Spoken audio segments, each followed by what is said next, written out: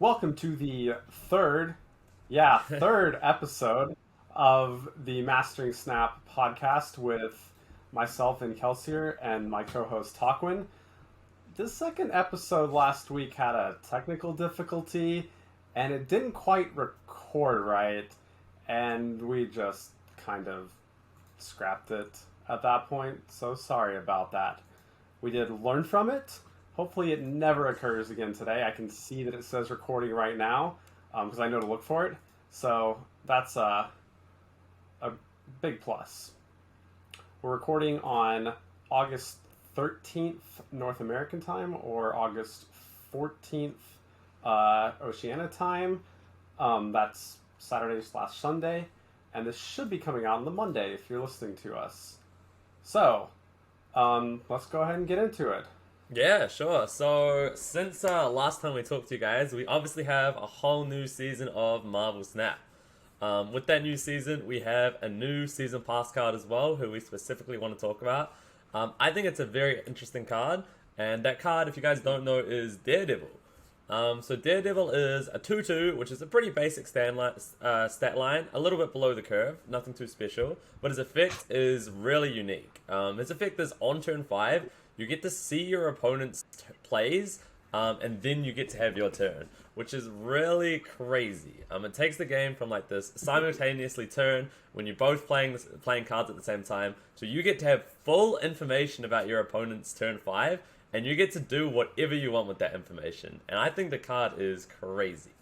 Obviously, for obvious synergies with Daredevil, you have Professor X, who is a 5 power card anyway, 5 energy card, and he completely locks down a location. Generally, the downside with Professor X, he has a really high upside because your opponent can't touch the location, they can't add any more cards, but it's a bit risky because if you miss the Professor X, you're locked out of the location as well.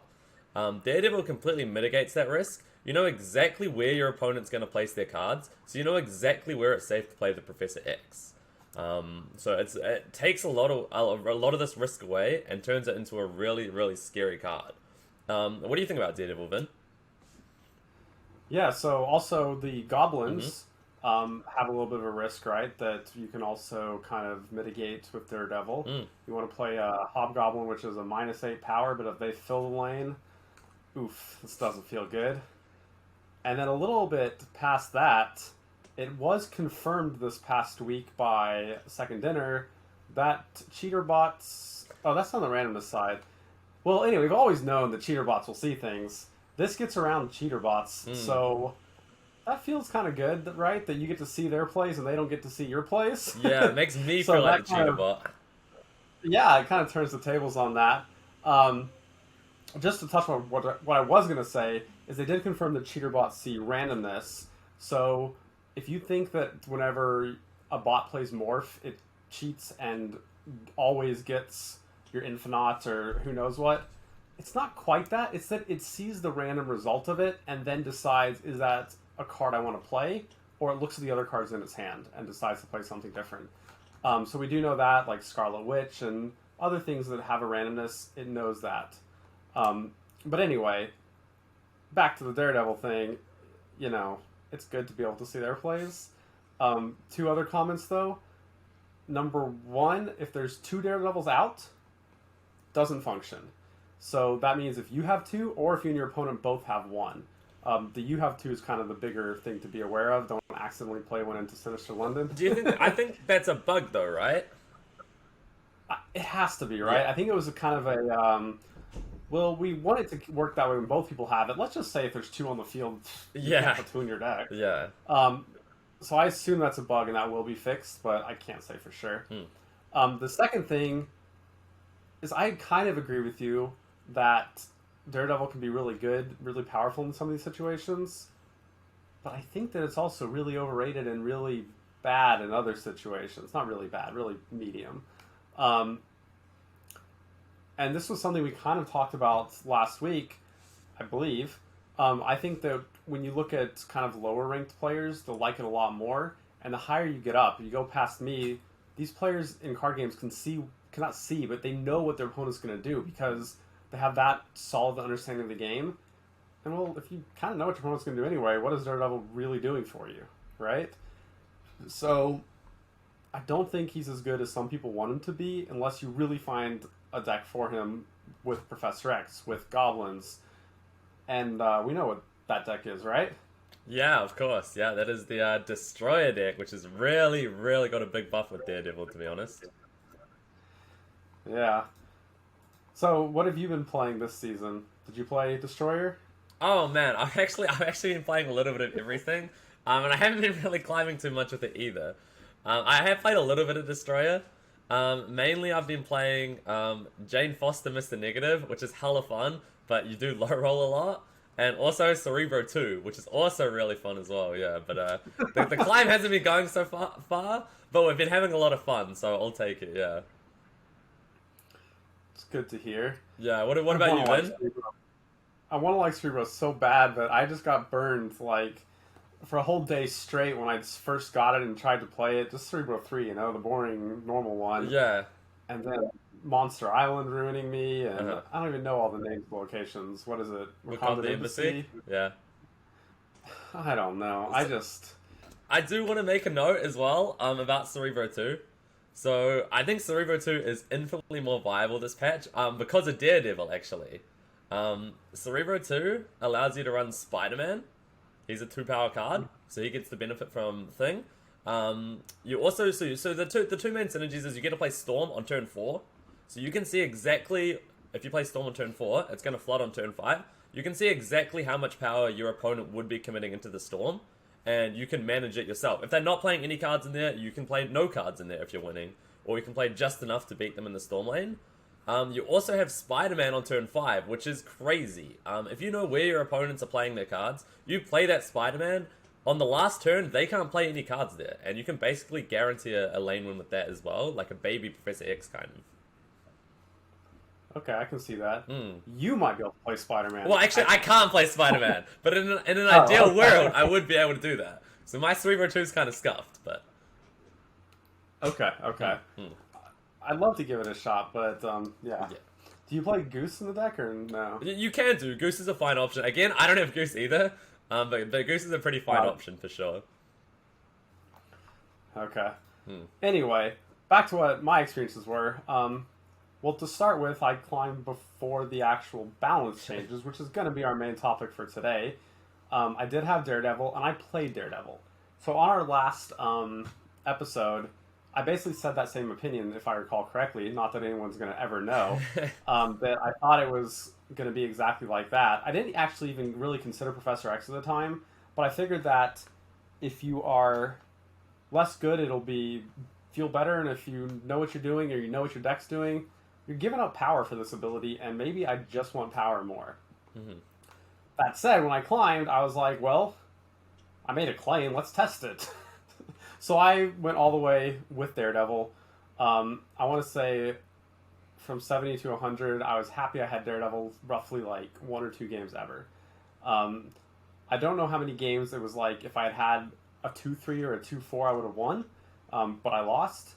I didn't really count that, but I did count when I liked having Daredevil, and it was very, very minor, which is kind of what I expected.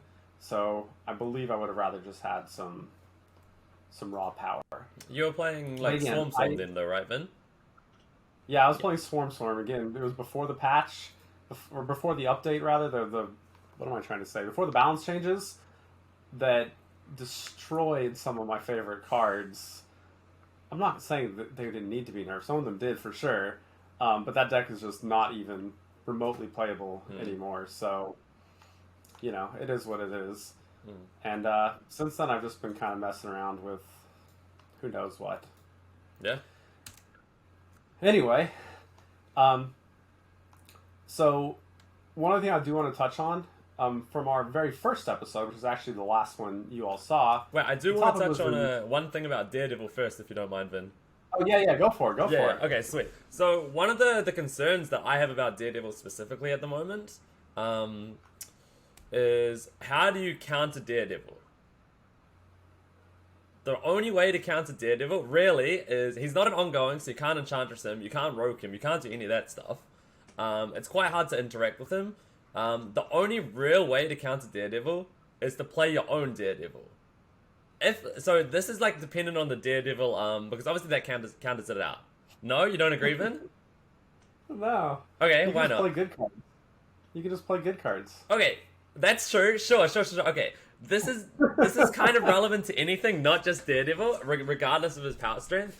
But I think it's a very hard design where mechanically you can't actually counter him. You can play around him and stuff like that, but if you actually want to stop his ability or anything, if there's ever a world where he's really strong, the only way you can do it is by buying the season pass as well, or waiting 2 months, which is quite a long time. Do you have any concerns about that at all? Yes and no. I don't Mm-hmm. know. It's a far more complicated topic, I think, than Mm-hmm. some people want to give credit to. Um, on the one hand, we don't have a competitive mode, Mm. right? And so you can wait if you don't want to pay the $10. If there was some, world championship thing and you had to get it right now to compete because it was that powerful, yeah, that might be a problem. But the price point, I think, is quite fair still. Mm. I've mentioned in at least some places, I've been paying subs for games for as long as you've been alive, maybe. Ish. And $10 sub is not something that I hate. I want Second Dinner to make money. I want this to be profitable for them. And that's a fair way to do it. Much more fair than what they wanted to do with Nexus events. So I'm very okay with paying for that. Yeah, I, And I agree. I think it's a fair price as well. I'm definitely happy to pay for it, of course. I am just a little bit worried if like for the Daredevil trend, if the card can only be like counted by itself, you kind of feel forced to buy the battle pass if you want to play in the next 2 months. But obviously, like you said, there's no like competitive mode right now, so it's not the end of the world if you don't have him. It just could be like a right. worrying trend going forward, but I guess I don't see that in it. I Mhm. mean, I could be wrong for sure. Um, but again, you get better value than you get if you go buy gold in the shop. Yeah. Um, it's a reasonable price. I'm just all around okay with it. And like I've given you decks when you were streaming, right? That were just complete trash dumpster Yeah. fires, and you still were winning with it. Yeah. So if anyone's trying to say, "Oh, if I don't buy this season pass, I just can't win. I can't get infinite," should check something else. I think self improvement's a good thing in life in general, Mhm. and that sort of an attitude is not an attitude that I am okay with. Um, Given any collection, I think you can hit infinite fine. And again, Mm. unless there's some hyper competitive event that this is going to be meta defining to, it doesn't matter for ladder play, I guess. Mhm. And again, $10 seems reasonable. As for what I was saying about just counter with good cards, when I was doing my climb, again, Swarm is not available anymore. I never also really felt that I got punished by Daredevil. I did see someone even Professor Exit, and I still won the other two lanes. So, Mm. I mean, if they're sitting there, they spent 2 mana on Daredevil, they spent 5 mana on the Professor X, and yes, they won a lane for 7 mana, which is reasonable. Um, but they need to make sure they win another lane too. The Professor X was usually not going into an empty lane, so they had something else there. I mean, it's just more complicated than that, I guess, is what I'm trying to say. Yeah, sure. No, I can see that. Fair enough. Okay. So what were you saying then, Vin? But yeah, so we talked about our parasitic mechanics or decks before, and then we talked a lot. It was awesome. It was fun. I had a great time in the episode, but I kind of wanted to just conclude that a little bit better. Sure. I wasn't trying to say, or we weren't trying to say, that there was some huge problem with this sort of thing existing. It's more that I think for a deck to end up being good, it has to be able to not rely 100% on this one card that you really wanted and had this sort of parasitic tendency. And at the end of the day, it's just less consistent when you do that. And like Mr. Negative is not a problem in that manner. He might be a problem in a design space manner. Is that a question you asked last time? Yeah, we did talk I don't about that last remember. time. Yeah. Yeah, so this was a question that the talk brought up that I hadn't even thought about of, how much does that constrain Second Dinner's design space moving forward, that they can't make more Iron Man style cards, that the 0 power is this big cost because Mr. Negative will just get out of control if that ever happens, right? Mm. That's zero power. Anyway, so that is a maybe problem with it, but it's not really super relevant to us at this point in time. Mm. Um, so yeah, you want to talk about what we did? Was it last? No, 2 weeks ago, the Wednesday Yeah. before the episode that we didn't make, and then maybe this coming Wednesday too. Yeah, sure. So I think it was 2 weeks. We would have talked about it on the last podcast, but we'll talk about it on this one since we're all here. So me and Vin, we did a thing called a Cube Rush 2 weeks ago. For those of you who don't know what Cube Rush is, it's an event held by Loot Muncher and Carbon, although he's on holiday at the moment, I believe. It's a really cool event, and basically it's kind of like a pseudo competitive. It's a little bit of fun, but it's also pretty competitive too. The goal is to get the most amount of cubes in 1 hour. So you all start playing at the same time.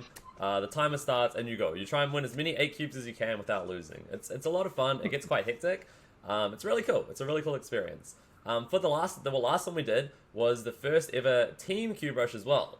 So this one you're encouraged to play as a team. You have two people, and it's like a total of your cubes combined together. So obviously me and Vin did it together. We also had Unwanted and Profuse and Valentine and Kawatek as well, with the teams competing. And me and Vin, we did pretty decent. Or mainly should I say Vin did pretty decent. Nah, Vin got a lot of cubes, I'm not gonna lie. Yeah. It was a really fun event though. How did you find it, Vin? Yeah, it was a lot of fun. You did well too, and like I dropped the ball at the end, and you did fine. I did. How many barely cubes more did we finish than on you. again? Oh boy, it's been like a long time. I don't remember. I think it was like 80, 70, 90? 70 something, yeah. 70? I don't know. I don't know, not too bad. Yeah, but you definitely did your part, and it was good. It was a lot of fun. Yeah, I enjoyed it. So we might have another Cube Rush coming up. Is that this week? Yeah, that's Uh-huh. coming up here this coming Wednesday with a slightly different way it works, right? Oh, yes, there is a slightly different format. So for this format, last time you just click play, all the players win and you all go. This time, I believe it's going to be split into 2 like 30-minute segments. So player A will play for 30 minutes. Player B will also be in the Discord, so you guys can talk about the plays together and work together. And then player B plays for half an hour, and then player A watches. One thing to note as well is you can't use duplicate cards. So if I'm using Scorpion, for example, Vin cannot use Scorpion in his deck. Yeah. Yeah. Do you have any ideas of what deck you're kind of going to bring, Vin, yet? I'm hoping that I open some stuff that I want to open here between Yeah. now and then. And so we'll just have to wait, and there's no rush to submit a deck, right? Yeah, sure. Yep. We better we're definitely gonna be looking to defend our title, so make sure you guys tune in. Do you think we have a good chance, Vin?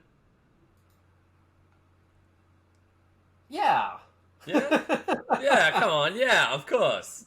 Yeah. I need to find a deck I like, man. I really do. I don't know. Yeah. This Storm really hurts, man. Yeah, man, I love that deck. If they made this good, they nerfed it. I mean, I think they need to nerf it, but. So anyway, that is going to be our main topic. Right before we get into that, though, let's talk on one other card that came with this patch, which was Jane Foster Mighty Thor. She's a 5 energy, 8 power. On reveal, draw all cards that cost 0 from your deck. And that does include negative flipped to 0 cards, or the way that I think the intent was is it draws Mjolnir, Thor's hammer, because she's the new Thor or whatever. And, yeah, I don't know. I think there's the one deck that's like the Jane negative version, or the negative Jane version of the deck. And then there's, I don't know that she sees play anywhere else except for people that just really want to try out Thor with Mjolnir. I have seen some people having success with like a zoo kind of list, with Thor and Jane as like finishes, I guess, and just a lot of small drops, and that seems to be doing okay. But I don't think it's like a super strong like a top tier deck, but it does okay, I think. Okay. Hmm. Well, anyway, moving on to our topic for the day fully. There were 3 cards that took big nerfs. So let's start talking about them, I guess. You want to Sure. go one at Yeah. a time, or you just want to put all 3 into the pot together? I don't mind. We can talk about one at a time first. We'll talk about. Okay, I'm definitely not an expert on this card, so we'll talk first because I know you love this card. We'll talk about Hellcow first. What are your thoughts on the Hellcow nerfs, Vin? All right, so I should have said again, I really want to stress this point. I think all 3 of these cards needed a nerf.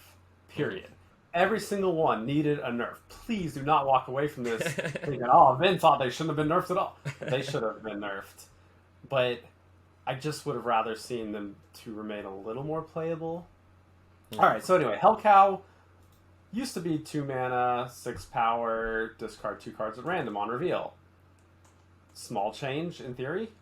Small, easy to explain change. How about that? Went from 2 mana to 4 mana. Power stayed the same. Effect stayed the same. Playability is close to 0. I think there's one deck that's okay running the new Hellcow, and it was already a bad deck, and so nerfing it makes that deck worse also, right? So my thoughts on it. Again, needed to be changed. The fact that decks were playing it as a 2/6 that we didn't care about the discard, 2/6, whatever, it's turn 6, let's just drop it and discard like in a Sarah deck. Yeah. That was maybe a bit too strong. The fact that the discard was not actually a negative cost, with Swarm, it was awesome. If I got to Blade discard a Swarm, then Hellcow discard 2 Swarms, suddenly have 4 Swarms, and I got a 2/6, oh yeah, sign me up. The problem with it is that discard has this weird kind of tension within itself, in that you really want to just play your discards on the same turn. That's ultimately what you want to do. Because if you sit there and you play a Hellcow on turn 2, or say you play a Blade on turn 1, and you discard your other discarder, no deck wants to do that. And the only deck that can sit there and actually play these cards earlier, these discarders, is when you protect them behind Invisible Woman. So for those that are in the know, that means we're playing probably a Hella list. And so that's the one deck that Hellcow can maybe still go into, because you play Invisible One on 2. If you need to play who knows what, Moon Knight or something random on 3, go for it. You want to play this on 4? Okay. You want to have 2 discarders hiding behind Invisible Woman, and then Hella brings them back. I'm not even sure it's worth playing there, but it's at least acceptable because of that mechanic. But anything else that wants to play discarders, when you're running a 2 mana discard, a 3 mana discard, Hellcow at 4 mana, you're just not... You're discarding your discarders more than anything that you wanted to, more than your Swarms, more than your Apocalypse, or whatever else you wanted to do, your target for Ghost Rider. Before, you could sit there and kind of curve out, you could play Hellcow and Blade on the same turn easily, right? On turn 5. I did that a lot. I did like Angela, Blade, Hellcow. And that felt good because of just the mana cost. But now that's just not really a possibility anymore. So, I'm not a fan. I would have probably put it to 2/4, I think. And if it's still overpowered and we need another change, make it a 2/3. But I liked it having 2 mana and being able to live in that discard space. Yeah, so in the patch notes as well, one of the main reasons they mentioned Hellcow going to 4/6 is because they started to bring the curve of the other discarders down, like Colleen Wing and like Swordmaster and stuff. So you could like curve out your discards. Do you have any like opinion on that? On the other changes, I guess? Yeah, so I mean, Colleen going to a 2 mana is good for Colleen. Swordmaster going to 3 mana, I think Swordmaster is a better card than Hellcow now in Pool 1. Maybe that's okay. Because I think the mana is the biggest issue for discarders. You don't want, again, to have these discarders singing your hand like that. And then it also just has very average stats at this point. A 4/6 is nothing special, right? No, that's like curve, basically. Yeah, so like, that's a thing. Yeah, Swordmaster has 3/6. It's Mm. better. And Yeah. then, unless you really need to discard two cards, need to discard them on turn 4. You're not running other discarders to ruin up your or turn 4 or 5 rather. You're not running other discarders to kind of accidentally discard this. It just doesn't work out well. Again, needed a nerf, but the buffs are good. I guess they help fill that space. But I don't like a nerf that puts a card into unplayability. I'd rather it be let's tone it down a bit and see if it's still a problem. Yeah. Um, in general, I think a good kind of rule of thumb or something, heuristic, I guess, is that 1 mana should be worth about 2.5 power, is what you want to be getting for a Mm-hmm. reasonable slash solid good deck. Okay. Um, and so, 2 mana and 5 power, right? Now, I'm not saying that needs to be vanilla because it's obviously not. But that's where the Mm. cards start to become this is good, right? Yeah. 1/2 that does nothing you don't want to play. When you play 1 drops, it's because they have another ability that's, you're at least making it want to be worth a half a power, whether that be Nightcrawler's move or Rockets on Reveal or who knows what. Um, but so when they upped the mana cost by 2, that's basically saying a 5 power nerf. I would actually rather seen a 2/1 Hellcow than what they did, though. Right. Okay. And a Yeah. 2/1 sounds kind of crazy to people, but again, that's what I think basically just happened. It was worse than a 2/1 because of how it synergizes with other cards, other Mm-hmm. discard cards. Mm-hmm. So that's my Okay. That, my take on it. yeah. I never really played Hellcow too much, to be honest. I never really played the decks that he was in, but the nerf hurt him a lot. I never see him on ladder anymore ever. So that's just not a.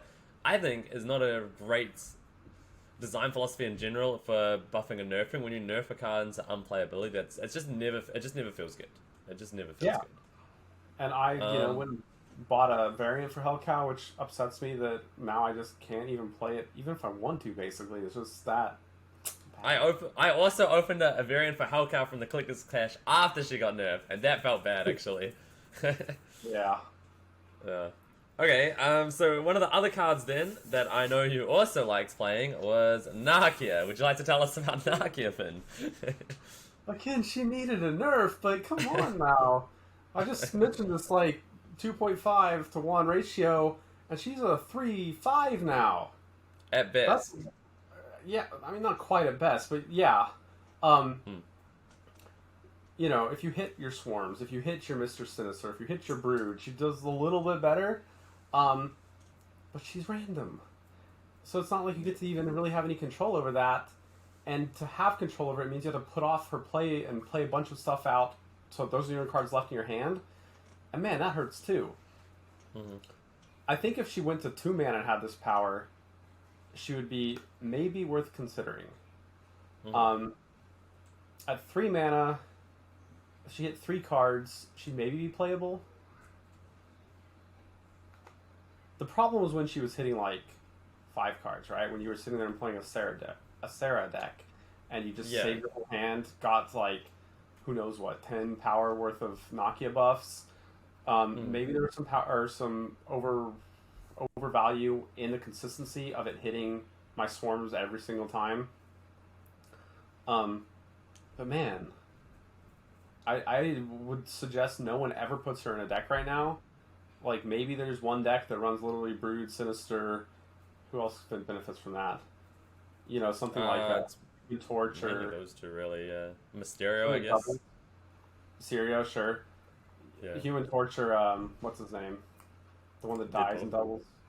Deadpool, yeah. Yeah. Um, So yeah, you go. but if they don't want to make her 2 mana, why not make her a 3/3 that buffs 2 things? Or Mm-hmm. they could have even done a 3/2 would have been better than a 3/1. I don't Yeah. know. At least 3/2 would be a 3/6, but right now it's Captain America is a 3/6 that everyone considers bad. Reliable 3/6. Wolfsbane's Yeah. a 3/7. Mr. Fantastic is 3/6. Or, yeah, 3/6. 3/6 is pretty normal, and she's now under pool 1 cards. I don't know. Yeah. So also with the the Nakia changes, I think the change in general from I'm kind of mixed on the change in general between from being to all cards in your hand to being random. I think the idea of holding as many cards in your hand till as late as you can and then playing Nakia to get all of them can be a little bit uninteractive, like the style of play of the deck in general. So in that sense, I understand the nerf because it's not fun when your opponent's skipping 4 turns of the game, then playing the Nakia, and then play everything you lose. You really feel like you're playing like solitaire. They played Oko on 2 and then Nakia on 3, and they had a whole free power out. Yeah. So in that sense, I don't mind the nerfs, but however, for playing like I love playing like a Human Torch deck. You try and make a massive Human Torch. I think it's a lot of fun, even if it's not like crazy good. And Nakia being random like really hurts strategies like that. Same with Deadpool. It just makes it so unreliable. Like even if I would have preferred Nakia to be just like a +1 because then at least you're always hitting your torch. You're always hitting like your Deadpool or something crazy you want to double. Now you're adding an extra level of randomness. So you play Human Torch, and you want to play Nakia. If you don't hit Human Torch, like Nakia, it just feels bad. It really just feels bad. I think another solution they could do as well is make it so it hits like the left cards in your hand. So that way you can kind of like Moon Girl's duplication. Right. So that way you can still kind of play around it by having your Human Torch in the left or something like that. That could be an interesting alternative too. Yeah. I could see that. Like, having some control over it would be nice for sure. The +1 I can see. Realize they could also just kind of give a little more power to her, like raw power to her. So they could say, you know, she's a 3/2 that buffs everything by 1, right? 3/3, I don't know. Another idea is she buffs 3 cards in your hand, which still being random, but at least it has this idea of if I play a 1-drop on 1, I play a 2-drop on 2, and I play Nakia on 3, she hits all 3 cards in my hand. That's how many cards you have in your hand. And it gives her 2 more power. So now she's in the 3/7 range. And like realize you still have to play all those cards. There are decks that end the game with cards in their hand, right? And so you don't even necessarily guarantee this 3/5 or this 3/7 or whatever, which feels bad. And then if you draw her on 5, oh man. Yeah. Oh man, it just does nothing. Like, yeah. Is there a card that's even worse than that in the game? To draw on 5 and... Okay, there are some. Like, we'll say Adam Ebony Moore in specific, but she's about the same, to be honest, as Ebony Moore. I'm going to go with the same. I'm with you there. Uh-huh. Because Ebony Maw, at least you could discard a Dracula. I don't know. Yeah. Yeah. But okay, yeah. so there's one other card as well that I would say has been hit pretty big compared to the other cards. Yeah. That is Collector. Would like to hear your thoughts on Collector, Vin? Yeah. So I think it might be a little bit different than people. That I think this one was much closer to where it needed to be, and I know people are still playing Collector. I literally was watching Kanye Best streaming earlier, and he was playing a deck with Collector, and his Collector was still hitting reasonable points. Which, when that happens, A, it's good that it's still being played. B, yeah, it needed a nerf. I would have been a little bit less harsh on it. I would have made it a 2/2 instead of a 2/1. The changes, of course, it gets +1 per card return in your hand instead of +2. It's a 2/1 now instead of a 2/0. I would have made it a 2/2. Give it a little bit more so it doesn't feel quite so bad if you don't quite do your thing. But I think the +2 per was a little bit too high before. So, what about you? Yeah, I agree with that. Just the fact that a 2-drop consistently before, it could easily hit like a 218 to 220, which is crazy. I know when I'm playing against a Collector deck, I see they play a Collector on this lane, on the left lane on turn 2. Alright, they've committed 2 mana. I'm never going to touch that lane. I'm going to try and win the other 2. That's how I personally just felt about it. Which, whether that's how it is or not, it just feels bad as a player, I think. So I think I agree that the Collector is a little bit more in line now. Is a little bit harsh, but it's okay. I know in specifically, so the deck that Kanye was playing was a bounce deck using like Collector, which also still has its payoffs of Bishop and Angela and stuff like that. So you can grow other big cards too. And I think what Kanye said, I've also played a lot of the deck, and I think it's really good. He said something, and he thinks that even though Collector got nerfed in the deck is actually stronger than it was pre-patch, just for the fact that all the other decks got nerfed as well. all the other like big decks. So it actually, like, even though that card in that deck got nerfed, the deck is still really solid and performing really well, I think. Yeah. Yeah, I agree. And in fact, if you Mm. go read my August 9th balance update on the Discord, I said the exact same thing. If Mm. anything, this is the best, or the deck is still decently strong despite said nerf. It is worth noting that if other decks got nerfed harder, this could imply Bounce Bros being better than before relative to the competition. And so Yeah. I do believe that is definitely a true sort of a thing. Hmm. We saw one card that got buffed, right? Oh yes, Well, we saw Rescue one. Man. Rescue. Yeah, one in particular, and that is Rescue Man. So, speaking of the cube rush before, I actually had a bet with Carbon for one of the first cube rushes that I would win cube rush with Rescue because I really liked that card. Did you? I managed to be up like 14 cubes on the competition. There was no way I could lose. I was in actually an unlosable spot, and then I lost like 16 cubes in a row, and I got last place. That's beside the point. No, But no, I love Rescue. it's not beside the point. When you lost 16 cubes, was it Rescue's fault? Well, I mean, not really. Kind of. Okay, kind of. Did you play her in those games?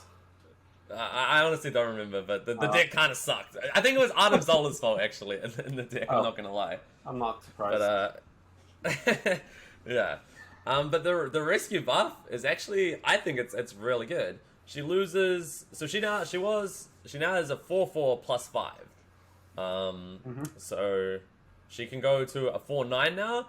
Previously, she was a 5/5 +5, which is a 5/10. So she's losing one energy, but she's only losing one power, which is generally a good trade-off. So it does make her technically stronger, and I actually really like the buff. I have seen her seeing some play in some decks. I know I've seen some Zoo decks where I'm not too sure on how she's performing, but apparently I've heard she's doing good. Yeah. She's also is like a viable option in like a Destroyer deck as well. Because usually you're playing Warpath, who is also a 4/9. Rescue fills the same slot as a Warpath, but you can play on top of her. Like you can play an armor on top of her, and you can also contest both other lanes. So she can be like an alternate option instead of Warpath. So she's definitely seeing more play than she was, which I think is awesome. I think it's a great buff actually. Yeah. I agree. I think that compared to Warpath, she's also an easier condition to meet. Play a card here next turn is far easier than make sure that nothing weird happens or you didn't get a what's it called, Central Park. Central Park, yeah. Which is okay for Destroyer, but for other decks. So I think it's better there. And 4/9 is, I said that whole 2.5 to 1. That would be a 4/10 is, I'm very happy playing this card. 4/9 is at least close to that. 5/10 was far away from that. Yeah. So I like the rescue change. I think she's definitely playable. I don't think she's overpowered or broken or busted or anything. I also think in general, the 4-drop slot is relatively weak right now. I don't think there's a lot of crazy 4-drops. So that also helps her see a bit more play as well. Yeah. Yeah, definitely.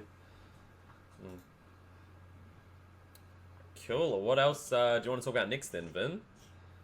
Well, so we kind of already hit on two other changes, Colleen and Swordmaster.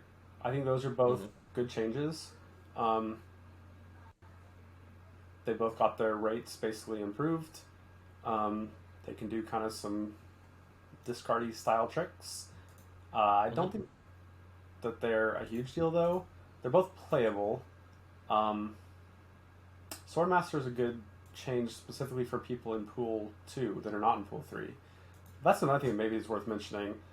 I think one of the saddest things to me is the Nakia and Collector buffs were both hitting two of the best Pool 2 decks. And so it kind of exacerbates this idea of I don't have the Pool 3 cards I want. It was nice that Nakia could help kind of close that gap a bit and be a very strong card. Again, she was too strong. She needed something, but man, I'm glad I'm not a Pool 2 player or just a 2 cards in a Pool 3 player queuing against all these real Pool 3 decks. So, I don't know. But yeah, I don't have much else to say about Colleen and Swordmaster. They were solid. And I don't know. Do you have anything on them? Oh, not on them, but I do want to say Lizard got buffed. Hell yeah. Lizard got buffed. I love Lizard. I think Lizard is awesome, by the way.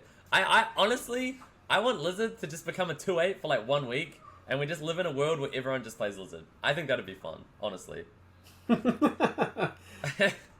So Lizard's a good buff. 2/5. Mm-hmm. I'm gonna go back to that same ratio, 2.5 to 1. He's there if his thing is not hurting him, which is the I very much want to play this card. This is the ratio I want, and then it just comes down to, well, what can we do about that?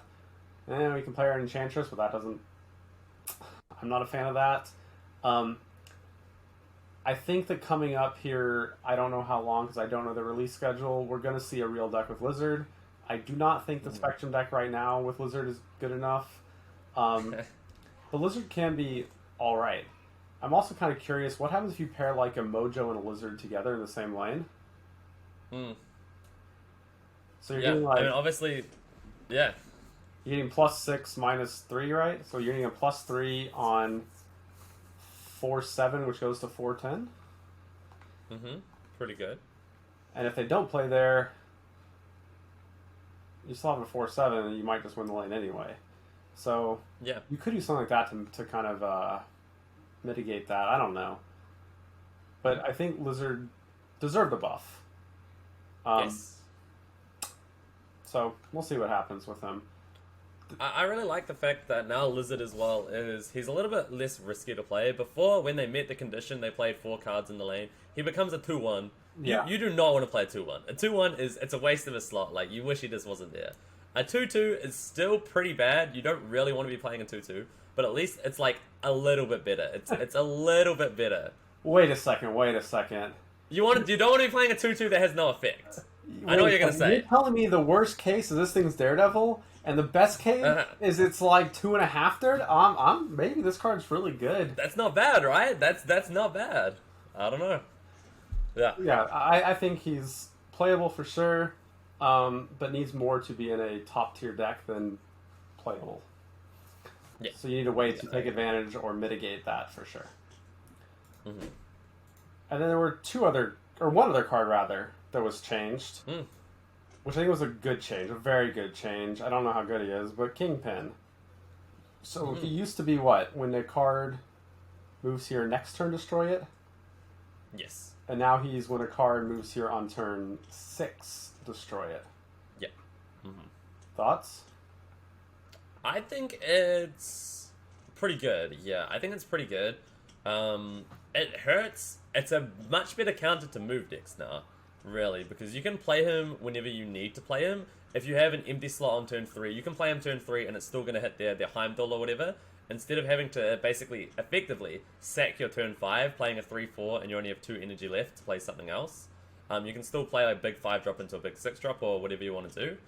So I think it gives him like a little bit more flexibility. Obviously, it takes away if you want to like Polaris destroy something a little bit earlier. It takes away like that flexibility.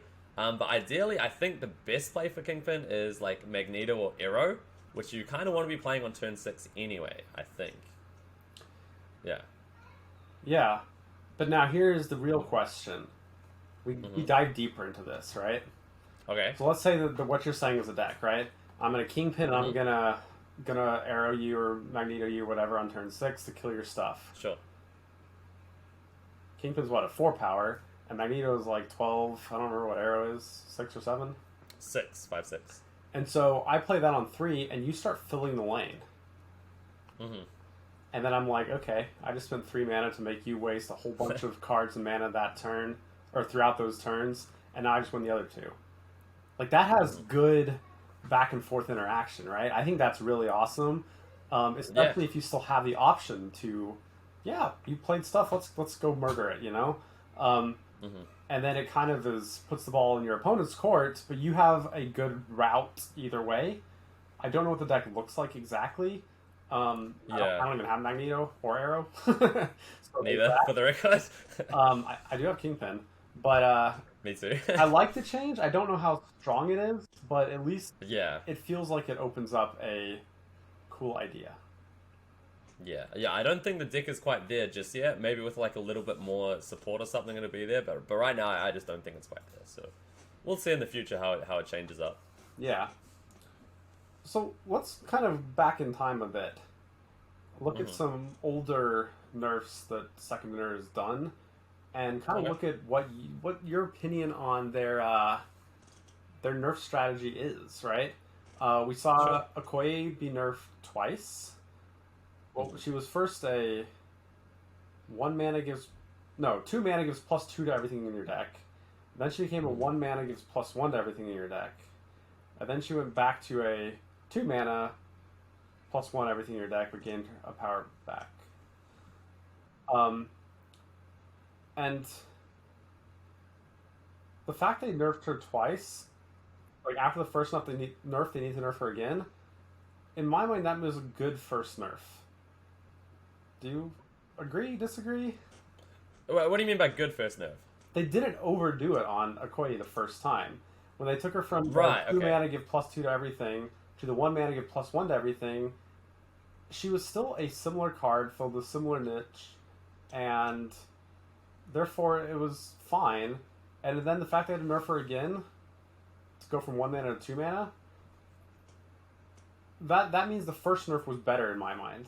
Like I'm Okay. much happier with them making like incremental changes rather than what they just did to Hellcow, for example, where all right, no one Yeah. play it at all, have fun. Um, Uh-huh. so I was just curious on your take there. Yeah, I agree actually. At least I do prefer these like incremental nerfs rather than just taking the card completely away. Obviously, that's no fun. I am happy that the fact that Second Dinner don't mind doing that just in general. For any cards, I'm happy that they can nerf a card. They say, oh, it's still too strong. We'll nerf it again. Like those nerfs happen quite quickly in between each other. So I really do like the fact like so okay, I do want to. Okay, well, compare this to Hearthstone. I think this is a good topic a little bit. Like Hearthstone, obviously the nerfs do take a lot longer in the cycles and stuff. But the reason for that is the whole economy of Hearthstone is changed when there's a nerf because someone specifically spent their hard-earned dust crafting this card, which could have been got with like real money or whatever, and so Blizzard have to refund it to them. In Snap, we don't really have anything like this. If they nerfed your Hellcar, okay, you did buy a variant for it, I guess. You did buy a variant, Yeah, which is feels bad. But the actual like the boosters and stuff, they're not like you're committing boosters, which I think feels bad. Um, but you're not actually losing anything. You're still getting that collection progress, so you're not actually losing anything technically, any like resources. So I think that gives them more flexibility to buff and nerf because they don't have to like change the economy. What do you think about that, Vin? yeah, I want my 750 gold back, man. I was so happy to get that Yeah. variant, and I spent a bunch of credits upgrading because I wanted to get to like a gold back with sparkles or whatever. Mm-hmm. And then it Mm-hmm. got nerfed, and Mm-hmm. I'm willing to lose the boosters and the credits because, like you said, I got collection level, right? But Mm-hmm. I want my gold back. Um, Yeah, that's true because I don't ever buy variants, so I never really like honestly consider it like that. But that's a very good point. If I bought a variant and it got nerfed, I would actually be mad.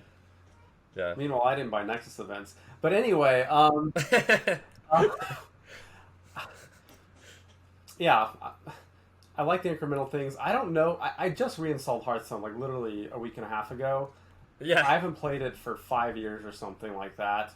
But yeah, they give the dust back, and people have always complained, "Oh, but I built this whole deck, and you only gave me dust back for this one card. What about the other 6 cards that went in the deck?" And they can go back and forth. And I guess at the very least, with a variant being the thing, no one has that right to complain to Second Dinner that what about the other cards in the deck, right? But man, I'd be happier if they gave me a refund on that variant. Maybe even the Hmm. option, like not a forced refund, because some people just like their variants. It's cosmetic, right? Um, Yeah. I don't know. I would have rather something else there. Hmm. But then Mm. we saw other nerfs that I think were like Strong Guy. He has seen a little Yeah. play, especially after this nerf, maybe this week, this past week. But I feel like he's Hmm. not even. He's barely almost playable.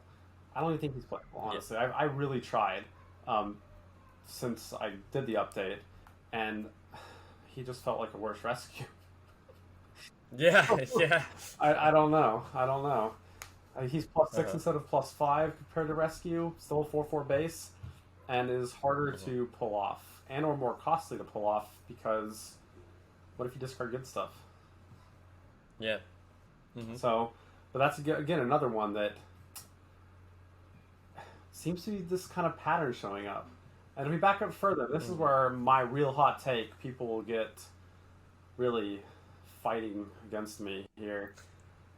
Nova, I don't think was as problematic as people want to say it was. Oh my god, Vin, did you even play in the Nova meta, man? Oh yeah, Did you I even play when Nova was... farmed Nova decks. Oh my god, and I didn't even have the right deck at the time.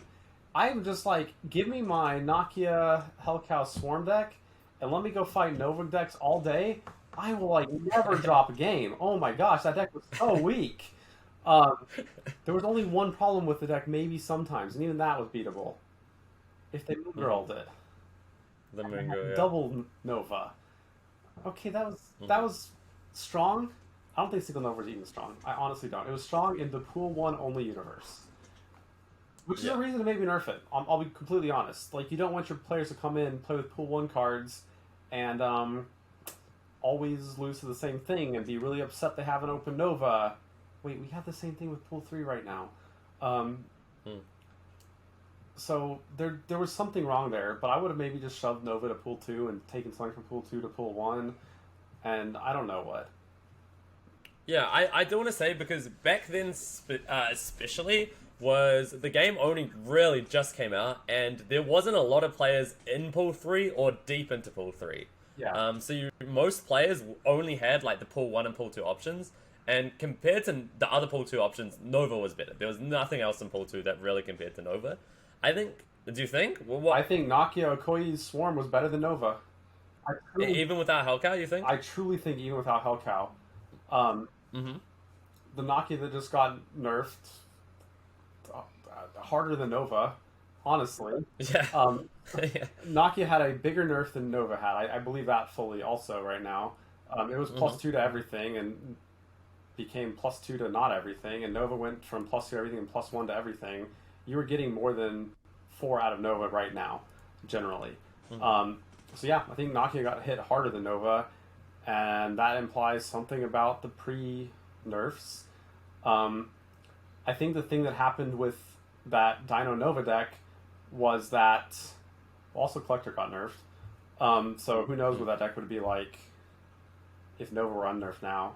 Um, but some players, like big personalities, very much popularized it, and then Mm-hmm.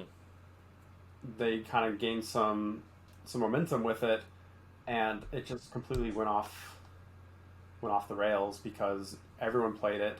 It did get old, maybe, that everyone was playing it because Pool One was Yeah. so fast to unlock. Honestly, um, I mean, I did my free to play account recently, and I finished Pool One in a week, right? And so, like, yeah, everyone's gonna get there. It's just gonna take a bit. You might have a little pain if you are in Pool One. Yeah, you have pain if you're in Pool One fighting Nova, but everyone's gonna get there in almost no time, and then everyone's gonna build the same deck. So if there is a strength of Pool Mm. Three that Second Dinner even recognizes, it's we want people to have a difference of experience, right? Both in what you play and what you play Mm-hmm. against, and Pool Three does help with that, 100%. Yeah. But I think Nova suffered from the opposite end of that in Pool One when nobody got to fight against anything different. But I do truly believe that the Swarm deck was a better deck than Nova, even without Hellcow. Cool. I like that. I like that. That's fair enough. I do want to touch on one other thing about balance in general. Yeah. Are you worried about? I think this has been talked about a lot before, but the number of like, for example, levers that they have to tweak in the cards at all. Obviously, your cards they don't have a health like Hearthstone. You have energy, you have power, and then you have effect. Are you worried about there's not that much they can change? Is that something that worries you? That's a good question. I want to say no. Um, Mm-hmm. the fact that they just did this like +2 mana nerf is pretty big, right? Um, I will Yep. say that again. I'm gonna go back to this 2.5 power to 1 mana ratio. That gives you a little bit of kind of combinatorics that you can mess with. If I do +1 mana, +1 power, that's a nerf. Is that fair?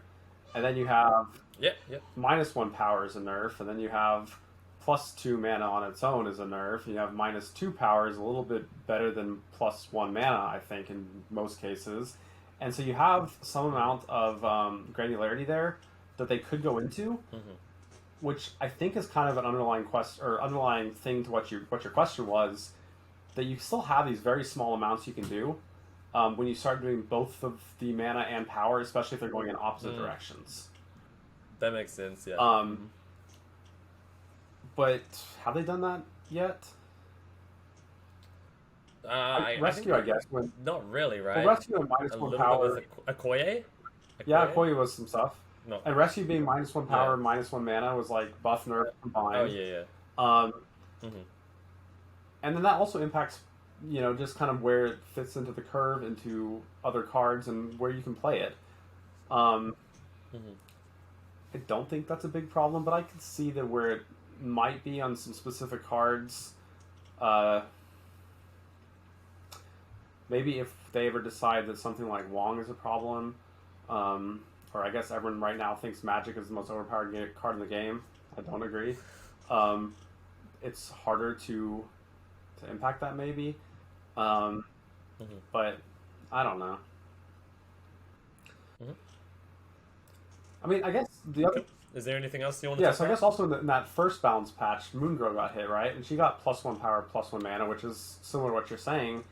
And a lot of people thought that put her into unplayability, even though she had that buff nerf thing combined. But again, that +1 mana just means so much. And I'm curious, what if they had done +1 mana, +2 power? So she was a 4/5 with her effect. What if she was a 4/6 with her effect? I'm curious where people would be okay playing her. But the earlier you can get her off, the more flexibility she gives you on stuff. Yeah. So Moongirl was the one thing I thought very much needed to be nerfed in that patch. Yes. But yeah. Yeah, I don't know. Cool. Sweet. Now, kind of also going back to this pool one thing, and one thing I want to touch on is this new player experience. I have a friend who saw me streaming after our QBrush team thing. Yeah. And then he was like, "Oh, I should give this game a shot." And I knew him from Artifact. He was one of my subs in Artifact when I streamed a lot. And he started playing right then. So that was not this most recent Wednesday, but 2 Wednesdays ago. And oh, by the way, real quick, I saw a clip of you playing in the Artifact tournament. That was pretty sick, by the way. Okay, against Stansifka? That's all I wanted to say. Yeah. Yeah, that was awesome. Yeah. Do you know who he is or no? Stansifka? A little bit. Yeah, yeah. Not too much though. Yeah, so he's you rolled on him, I think. Yeah. It was awesome. I had a lot of fun, and you could see me like smiling in the clip and stuff, and it was awesome. It was a good time. I brought 2 decks that were both completely, off in left field somewhere, and yeah, I enjoyed it.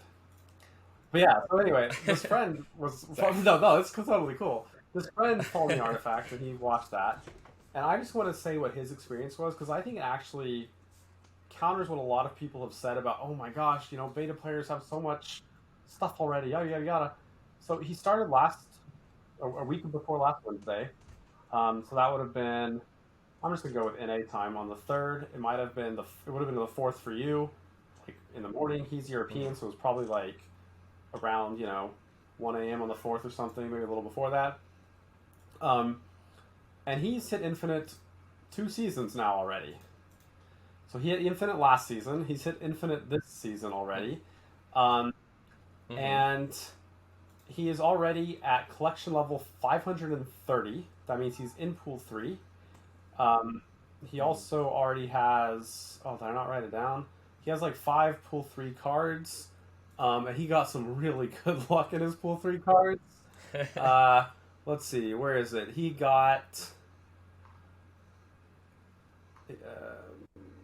maybe I should not be looking for it. I don't remember what he got. Anyway, um, he's played about 1,000 games. He said across a week and a half. He did spend about $50 US. We did the conversion. He's not living in the US. He bought both battle passes for $10 each, and then 1450 gold. Um, and he got season pass rank 50 last season, like almost instantly because he had all four things saved up right, and then he did spent a little bit of gold to do the quest reset so he could hit the max there on credits. The 35 wins or whatever. Yeah. And that looks good to me, right? That a week in, he wasn't struggling to compete. Of course, he's dealing with the new matchmaking that's pool related, so he was a pool one deck flying to infinite, same as what my free to play was, but he was able to do it, and it wasn't like he was completely outmatched or whatever. And he progressed fast through the collection levels, and so that is a very good thing that I just kind of want to touch on for anyone that might ever look at this and think about getting into it. It's not bad. Now, getting in the beginning of the season means you'll be a little bit slower because you don't have the 2 season pass within a week, right? But it's reasonable for sure to be able to start this late and whatever. Yeah, sure, cool. So, do you have any thoughts about the meta in Snap right now? I think I honestly don't know. I feel like the meta is still pretty unsettled. I don't think we're really in like a solved meta right now. What do you think, then?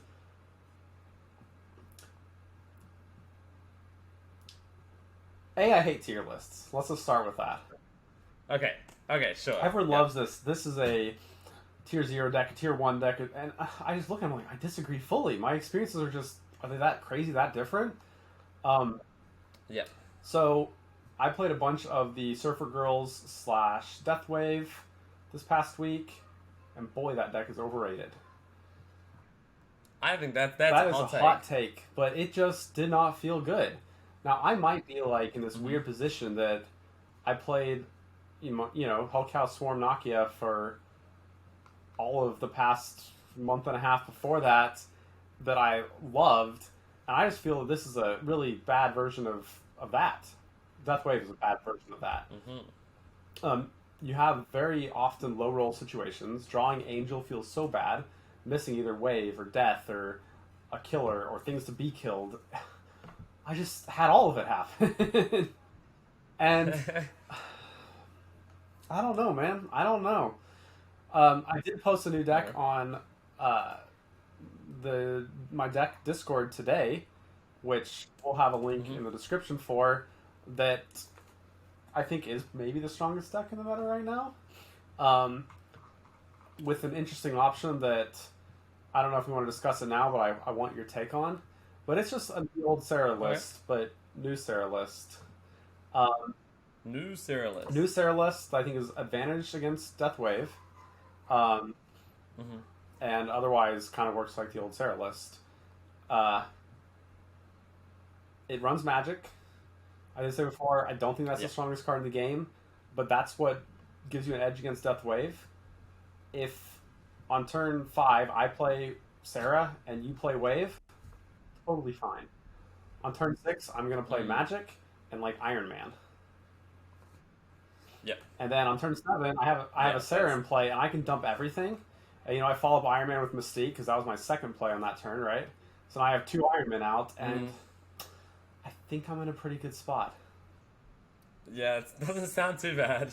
It's running its own magic, though. It's running magic, so against other magic decks, it's not like I'm crazy. And otherwise, you're still doing the same thing. Now, there's one other interaction there that I really want to touch on because it's my favorite thing in the world. The best magic combo there is. Guess it. The best magic... Oh, I already know what it is. I think. Does it have anything to do with Scarlet Witch? Oh my god. Okay, you're crazy, man. Alright, you can tell the people. Alright. So, one of the problems with going around decks is what if you don't draw your card, right? What if I'm playing a Sarah deck and I don't draw Sarah? Turn 5, okay, I play Magic.